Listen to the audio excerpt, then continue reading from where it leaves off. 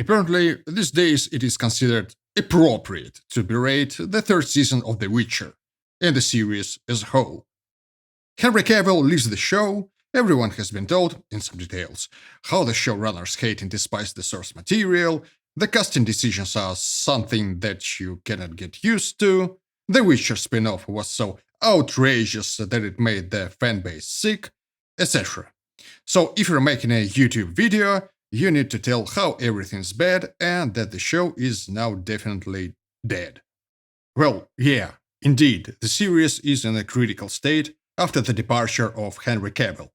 And the announcement of Cavill's departure was made before the third season even started, so everyone was extremely skeptical about what we're going to see. But the third season is not as bad as you might expect. Showrunners decided to divide it into two parts, volumes, and the first part was quite interesting. You could easily watch it and even enjoy it in one sitting.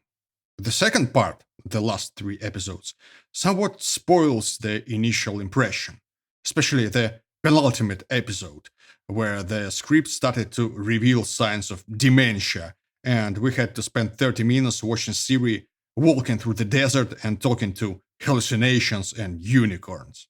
But overall, it is quite tolerable, somewhere on the same level of the second season, I guess.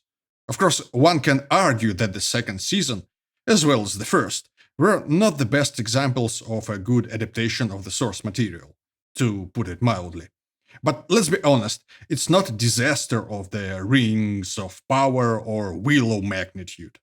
The Witcher has been reasonably entertaining so far, even despite the fact that a number of the plot decisions were just reprehensible, and the casting, as already mentioned, is simply a thing you cannot get used to. Even our beloved Cavill as Geralt is, strictly speaking, a miscast. But at least you start to perceive him as something more or less organic over time, which cannot be said about 90% of other characters. It's just a mockery of Sapkowski's work, really, which, I'd like to remind you, is largely based on Slavic folklore, at least the early works. Later, it kind of mutates into more or less standard fantasy. Obviously, fans of the books and The Witcher video games also like to criticize the series for a very liberal interpretation of the source material. But when it comes to the reworking of the story, I'm reasonably okay with that. Almost indifferent, even. First of all, it's because I've read the books almost 20 years ago, and I remember what happened there like it was 20 years ago. Very vaguely. The first two books, actually collections of short stories, were brilliant, and I still have some memories about these stories. But then it just becomes one big blur. And then Geralt dies. Or maybe not. Kind of. So, in general, to a certain extent, I'm quite okay with reinterpretations if they are on point. I mean, reimagining the storyline, not the attempts to add body positive African Americans everywhere, because medieval Poland was in fact just like the 21st century New York, minus racial conflicts. Everybody knows that. It is okay to rework the story to make it fit for the television, although they could have simply made two seasons out of the first two books. The structure itself suggests such a decision. The main problem is, as usual, that modern Hollywood, and Netflix in particular, in many ways lives in some very strange bubble. They are willing to work in propaganda machine mode to the detriment of the commercial component of the product. And they are absolutely certain that there will be no repercussions. The audience will watch more or less anything a major content provider prepared for them. They are not entirely wrong, because the audience is quite ready, at least for a while, to consume almost anything. In the case of The Witcher, we are discussing the aftermath of the third season, not the first season, the third. And you watched it, and I watched it. Even with all the numerous problems of this show. There are even quite a lot of people, hundreds of thousands of people, millions of people, who decided to sit through the whole season of abominations like The Rings of Power, Blood Origin, and Obi-Wan Kenobi. So once again, the executives are not entirely wrong. They also probably see other benefits in pursuing their disastrous attempts of following the party line, so to speak, because we're dealing in many ways with the movie industry, or the industries, plural, of a reasonably totalitarian society.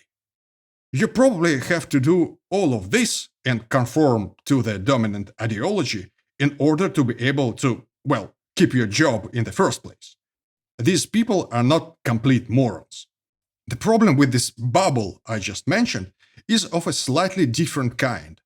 Yes, you should know when to stop, and when jumping as high as you can in your virtue signaling becomes jumping under the train.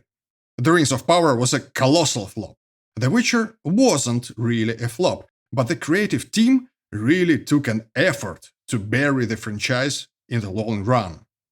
But it is mostly because they kind of think that you can take any IP and do whatever you want with it, because cinema and television is the only medium that matters. Everything else is irrelevant. This is a mindset which became quite apparent when we all learned that the showrunners of The Witcher basically hate the source material and have a really low opinion of the works of Andrzej Sapkowski and of the video game series. It is not really about the quality of these works or about this idea that we need black elves because there are a couple of minority groups in the US which are considered a modern proletariat and should be promoted and protected, mostly on paper and in propaganda. No, it's not about that. Okay, so they are buying rights for the Witcher franchise because these days having some sort of an IP with some sort of a track record is considered a safer bet. Because it kind of is. You're taking books of a Polish writer who used to be a popular and universally acclaimed fantasy author in Eastern Europe, but not very much known outside of essentially the Eastern Bloc. Later, these books were licensed to create video games based on the material. And gradually, the games become successful, which made the original books bestsellers in other parts of the world as well. Now Sapkowski has worldwide recognition.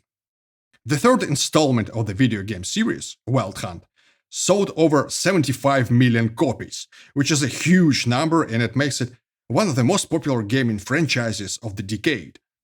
These games and these books have a sizable following, an established fan base, and this fan base is a serious factor. Also, the games are seen as a good adaptation of sorts by the community. This community loves the story, loves how the characters are depicted, and they love this fantasy world. If you want to milk that cow, the easiest way is to understand this core audience and understand what made the books and the games successful.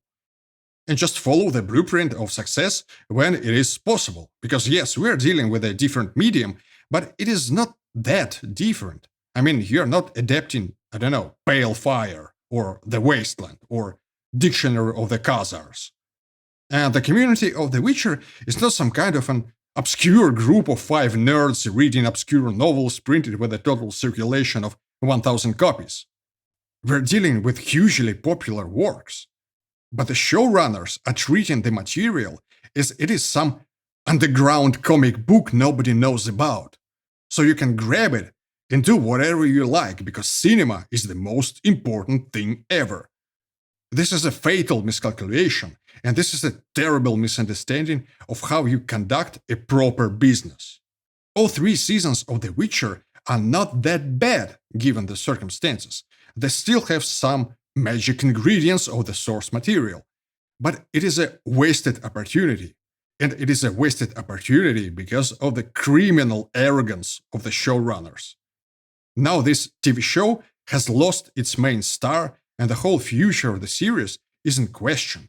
Especially since now we have a writer's strike, and it can be used as an excuse to prematurely retire the whole thing instead of producing the fourth season, which will generate a huge amount of hatred, and you'll have to close the show anyway, but in a very disgraceful manner. Probably it's gonna be a wise choice. Nobody really needs The Witcher with Liam Hemsworth. Mostly because nobody really needs The Witcher TV series at all.